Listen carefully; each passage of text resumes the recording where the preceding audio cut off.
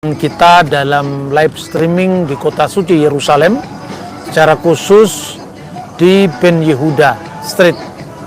Nah, saya akan mengawali dengan minum jus buah delima, salah satu buah dari 7 buah khas dalam budaya Yudaisme, secara khusus dalam Alkitab, ya, adalah delima.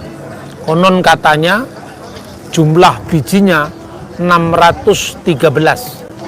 Itu merujuk pada Taryak Misfot Mose 613 hukum Musa. Nah, saudara-saudara, tema kali ini saya ingin mengajak kepada saudara-saudara secara khusus para pendengar Bambang Nursena channel di tanah air, kira-kira seperti ini. Apakah catatan kuno tentang Yerusalem, secara khusus catatan para bapak gereja, catatan para patristic fathers, itu bisa dipercaya? Saya berikan contoh. Perang Yahudi pertama yang digerakkan oleh orang-orang Zelot itu dicatat oleh Flavius Josephus, ahli sejarah Yahudi. Lalu kemudian dikutip oleh sejarawan gereja yang bernama Eusebius dari Kaisarea.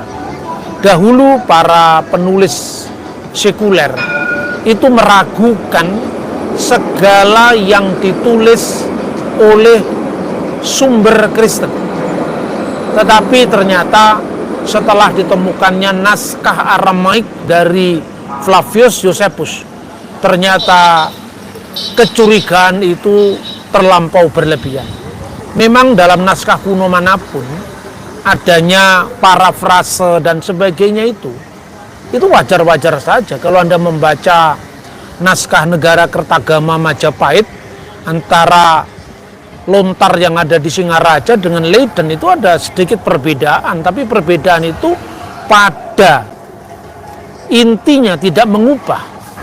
Misalnya, fakta tentang terbunuhnya Yohanes Pembaptis itu dicatat oleh Josephus, tidak hanya dicatat oleh Alkitab. Kematian Yakobus saudara Kristus pada tahun 62 Masehi itu tercatat dalam tulisan Josephus, sesuatu yang justru tidak tercatat dalam Perjanjian Baru.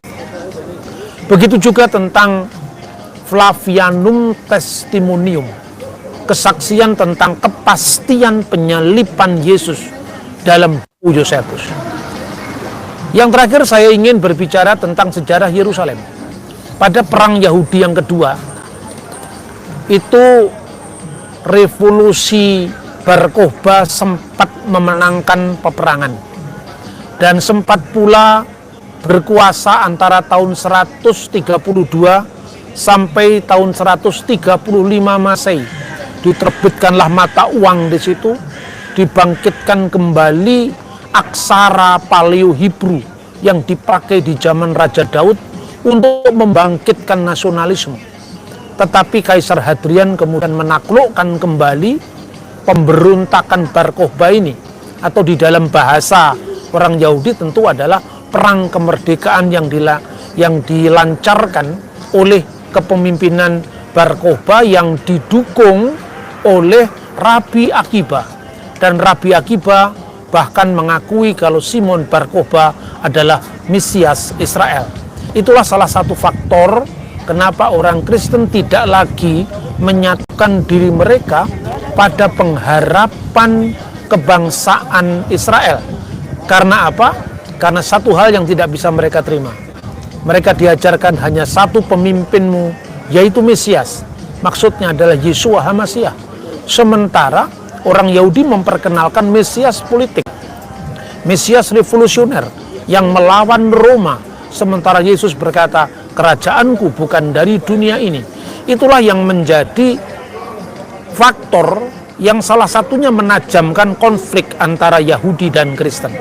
Dan yang penting saudara-saudara, pada tahun 135 ketika Hadrian benar-benar menghancurkan harapan orang Yahudi akan negeri Israel, negara Yahudi di tanah suci ini, maka orang-orang Yahudi diusir semua dari kota suci Yerusalem.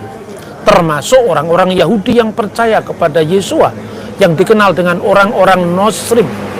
Sementara sebelum itu, orang-orang Nosrim atau pengikut Yesua dari Nazaret sudah dikutuk oleh orang Yahudi dalam sebuah konsili lokal di kota Yamnia, di mana WH Nosrim, WH Minim, orang-orang Nosrim pengikut Yesus dari Nazaret maupun orang-orang minim, orang-orang sesat, itu hendaknya terhapus dari kitab kehidupan Sefer Hakayim, dan namanya tidak disebut di antara Sedikim, Im Sedikim, Yikatifu, orang-orang yang benar, tercatat di sana. Jadi tidak tercatat di antara orang-orang yang benar. Dan kekristenan juga dalam sejarahnya kemudian yang berlatar belakang Yahudi, khususnya gereja untuk orang-orang yang bersunat.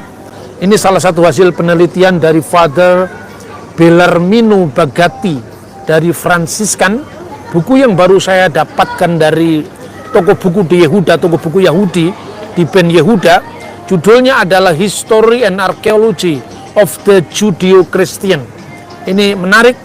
Ini menggambarkan tentang masa transisi, bagaimana Yudaisme akhirnya terpecah dengan kekristenan, sekalipun induknya kekristenan itu sama-sama dari Yudaisme. Di dalam surat Yakobus pasal 2 ayat 9, kalau tidak salah Anda bisa cek, kalau orang masuk ke dalam kumpulanmu, tempat kumpulanmu itu masih sinagoge imon, dan tempat pusat kekristenan, markas kekristenan pertama kali di masa para rasul, itu ternyata ditemukan situsnya di Senakel atau ruangan atas, yang konon itu menurut catatan Epifanius dari Salamis adalah rumah dari Maria ibu Yohanan yang disebut Markus, penulis Injil kedua. Nah, inilah kira-kira situasi awal dari gereja para rasul, yang waktu itu gedungnya masih disebut sinagoge, atau di dalam bahasa Ibrani Bet Knesset Haselichim, yaitu rumah ibadat para rasul. Disitulah Bunda Maria yang suci bersama para rasulnya berkumpul di sana, bahkan menerima berita tentang kebangkitan Yesus juga dari tempat itu. Nah, saudara-saudara, tentang penghancuran kota Yerusalem yang kedua pada tahun 135 Masehi, kita mendapatkan catatan dari seorang bapak gereja Latin yang bernama Santo Hieronymus, di mana guanya bisa dikunjungi dekat sekali dengan gua kelahiran Yesus, Grotto of Nativity. Selama lebih dari 30 tahun Santo Hieronymus tinggal di Bethlehem, dan dia mencatat dalam salah satu bukunya yang berjudul Epistula atau Epistles. Dalam bukunya itu dia mencatat begini: selama 180 tahun sejak masa Hadrianus, dan masa itu tahun 135, tempat-tempat suci kita dinajiskan oleh mereka, yaitu orang-orang pagan itu.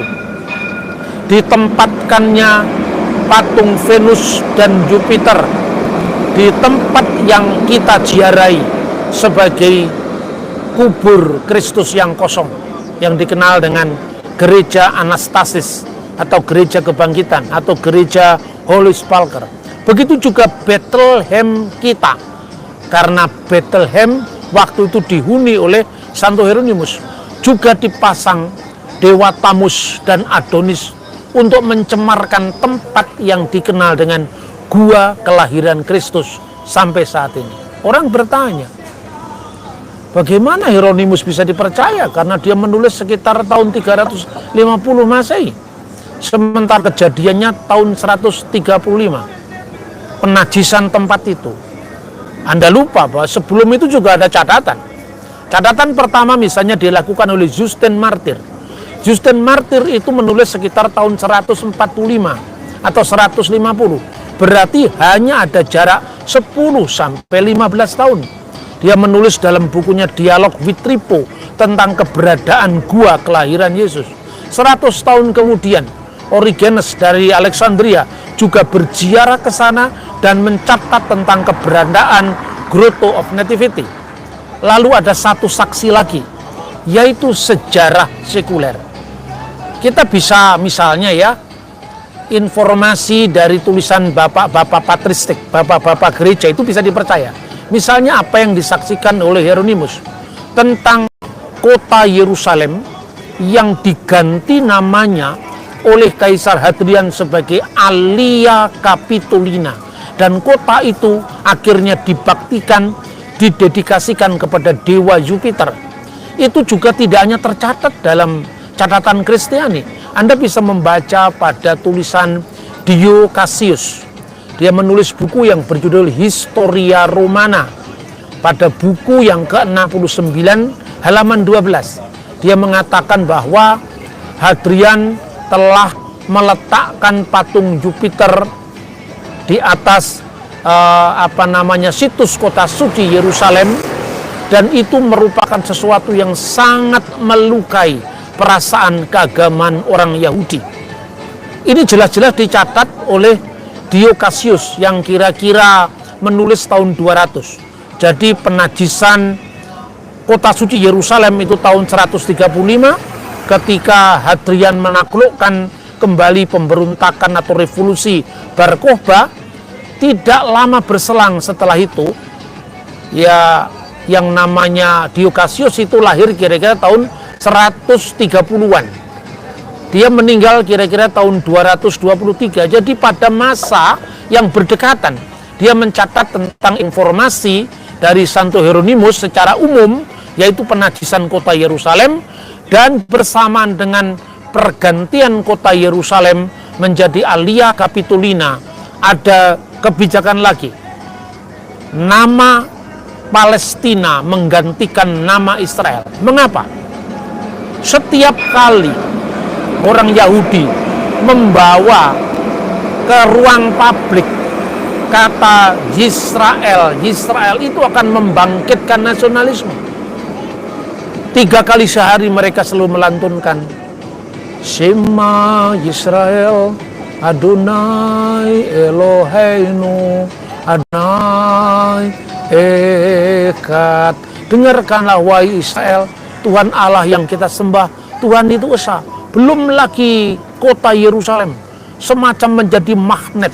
Setiap Paskah mereka berdoa dengan mengatakan tahun depan kita di Yerusalem.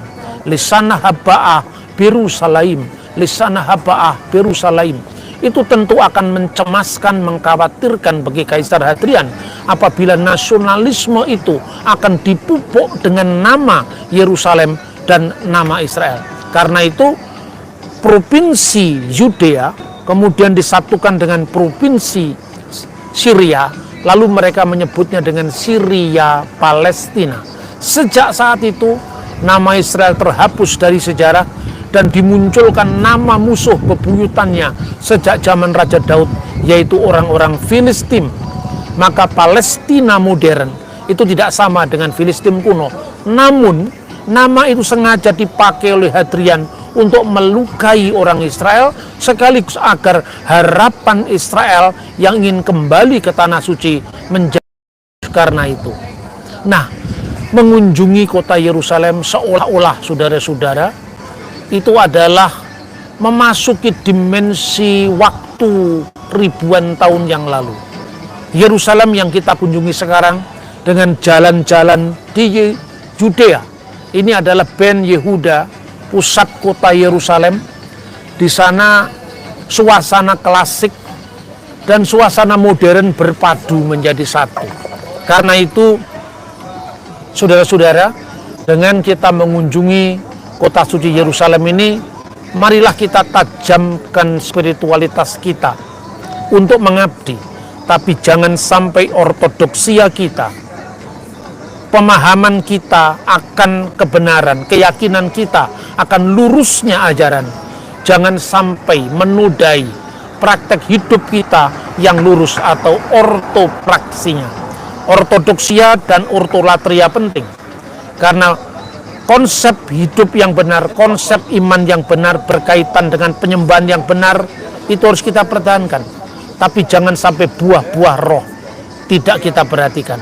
Kalau hidup keagamaanmu tidak lebih benar dari ahli Taurat dan orang-orang Farisi, kata Yesus, kamu tidak bisa memasuki kerajaan surga. Salam dari Tanah Suci, salam dari Beshem Hamasya.